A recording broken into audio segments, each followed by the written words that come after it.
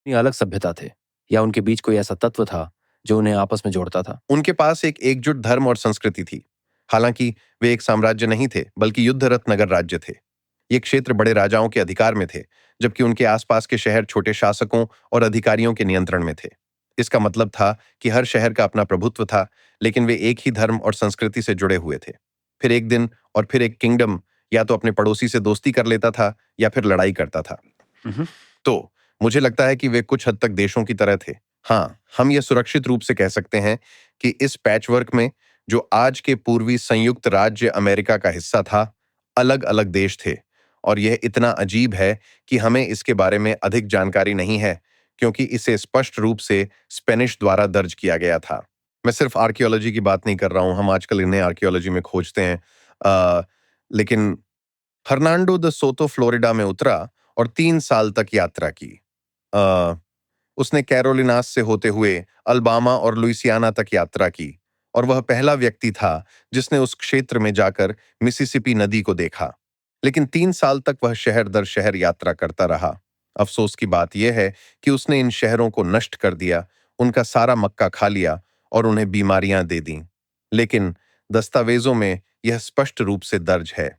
उसने उसने लाखों लोगों से मुलाकात की जो एक बहुत ही उन्नत और संगठित सभ्यता का हिस्सा थे। तो ये बीमारी और संसाधनों की चोरी थी। आ, लेकिन क्या वहां पर सीधे सीधे हत्या भी हो रही थी? दुर्भाग्यवश हाँ, वह एक हत्यारा, मानसिक रूप से असंतुलित और झूठा था। उसने लोगों को यह दिखाया कि वह किसी तरह का देवता है, और असल में उसने यह तरीका इंका से सीखा था। वह पिजारो के साथ अपनी पहली यात्रा पर था और फिर वापस स्पेन चला गया, जहां वह अमीर हो गया। उसकी एक पत्नी थी और एक महल था। फिर वह उब गया और उसने उत्तरी अमेरिका में 3 साल तक आतंक मचाने का फैसला किया। लेकिन उसने लोगों को अ, जलती हुई चिता पर जलवाया और अपने कुत्तों से अ, उन्हें चीथड़े चीथड़े करवा दिया। वह बहुत ही क्रूर और बर्बर था। उसने उस इलाके पर पूरी तरह से डर के जरिए शासन किया और किसी का भी सम्मान नहीं किया। उसने हमेशा वादे किए, लेकिन उन्हें बार बार तोड़ा। उसकी क्रूरता की कोई सीमा नहीं थी। वह वाकई एक निर्दयी और अत्याचारी व्यक्ति था। तो उस समय में जब क्रिस्टोफर कोलंबस आए, तो वो पूरा दौर कैसे कैसे बदल गया? तो एक बहुत ही महत्वपूर्ण एंथ्रोपोलॉजिकल से जुड़ी साहित्य की शाखा है। इसे कोलंबियन एक्सचेंज कहा जाता है, जो कोलंबस के नाम पर आधारित है। लेकिन यह पूरा व्यापार है जो नए और पुराने विश्व के बीच लगातार चलता रहा। और ओल्ड वर्ल्ड को तो बहुत ही बढ़िया और अद्भुत चीजें मिली। अचानक उनका आहार पहले जैसा खराब नहीं रहा। उनके पास बहुत सारी सब्जियां आ गईं। न्यू वर्ल्ड को कई तरह के पालतू जानवर मिले, जैसे सुअर, गाय और बकरियां, जो पहले वहां नहीं थे। लेकिन इसके साथ साथ उसे 13 खतरनाक संक्रामक रोग भी मिल गए। यूरोप में कई बार महामारियां आईं, और धीरे धीरे वहां के लोगों में कई बीमारियों के खिलाफ एक तरह की हर्ड इम्यूनिटी विकसित हो गई थी। लेकिन ये रोग पूरी तरह से खत्म नहीं हुए थे। बस इतना था कि अब ये रोग समाज में जंगल की आग की तरह तेजी से नहीं फैल सकते थे। जब यूरोपीय लोग अमेरिका पहुंचे, तो अचानक ही एक के बाद एक खतरनाक बीमारियां वहां के लोगों पर टूट पड़ीं। ये बीमारियां इतनी भयंकर थीं कि पहले 20-30 सालों में बहुत से लोग एक साथ कई जानलेवा बीमारियों का शिकार हो गए। इनमें से कुछ लोग तो ऐसे थे जिन्हें एक ही समय में कई गंभीर रोगों को पकड़ा, और उनकी वजह से उनकी मौत हो गई। यह संख्या इतिहास का एक शर्मनाक हिस्सा है, और यह कुछ ऐसा नहीं था जिसे यूरोप ने जानबूझकर उन पर किया हो। उस समय का चिकित्सा विज्ञान अभी भी 4 ह्यूमर्स के सिद्धांत पर आधारित था, जिसमें माना जाता था कि लोग पीले पित्त, काले पित्त, खून और बलगम से बने होते हैं। और हम ऐसी चीजें करते थे जैसे कि उसे खून देना होगा, फिर उसे बेहतर महसूस होगा। हमें यह पता ही नहीं था कि संक्रामक रोग क्या होते हैं। लेकिन हकीकत यह थी कि ये सारी बीमारियां एक झुंड की तरह सभी को अपनी चपेट में ले रही थीं। और अब जो आंकड़े सामने आ रहे हैं, उनके मुताबिक पहले 50 सालों में 90% लोग मारे गए थे। और यह भी कि लोगों की संख्या में भी काफी बढ़ोतरी हुई है। अ, हमारे अनुमान के अनुसार अ, अब यह संख्या लगभग 150 मिलियन लोगों के आसपास पहुंच चुकी थी।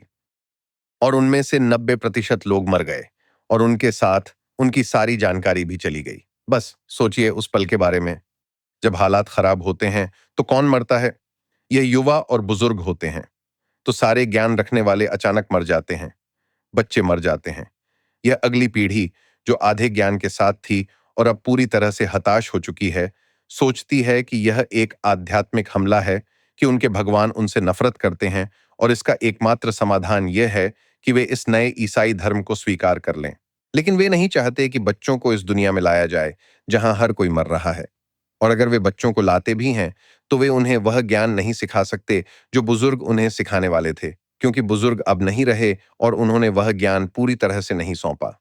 तो मानव इतिहास के एक ही भयानक पल में इस तरह पूरी पीढ़ी अपना सारा ज्ञान खो देती है। तो बहुत सारी चीजें जो इन लोगों को पता थीं, बस अचानक गायब हो गईं। लेकिन इसके साथ ही सारी सभ्यताओं का ज्ञान भी खो जाता है। वे जो कुछ भी जरूरी थे वह सब खो जाता है। वो जो कुछ भी जानते थे वो उसी समय खो गया। मायंस के पास हायरोग्राफ्स थे और उनसे हमें बहुत कुछ पता चला है। हाँ, लेकिन उस ज्ञान का दो में कोई गहरा समावेशन नहीं था। तो जब यूरोपीय आए तो यह ऐसा नहीं था कि संस्कृतियों का आपस में मेल जोल हुआ हो, बल्कि यह एक प्रभुत्व स्थापित करने और सब कुछ मिटाने की कहानी थी। नॉर्थ अमेरिका में एक नया शब्द है जो कि मुझे पसंद है। हम इसे मिसिसिपियन शैटर जोन कहते हैं। वह मिसिसिपियन सभ्यता लाखों लोगों की थी, लेकिन समय के साथ वे अगले कुछ सदियों में हर जगह फैल गए। और अब हमारे पास यह बिखरी हुई जोन है जहां खंडहर हैं, और वे लोग जो असल में इन खंडहरों से थे कहीं और एक दूर दराज के आरक्षित क्षेत्र में हैं।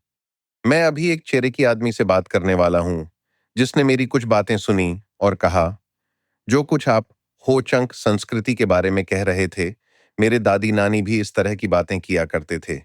क्या मैं आपसे फोन पर बात कर सकता हूं? आपसे इन चीजों के बारे में बात कर सकता हूं। तो हमारे पास ये बिखरी हुई जोन है जहां हम कोशिश करेंगे इस पहेली के टुकड़ों को फिर से जोड़ने की, खासकर मिसिसिपियन धर्म के संदर्भ में। मुझे सच में लगता है कि इस पीढ़ी में हम प्रगति कर रहे हैं और यह रोमांचक है कि हम इस प्राचीन धर्म और उसकी पौराणिक कथाओं को फिर से जोड़ने का हिस्सा बन रहे हैं।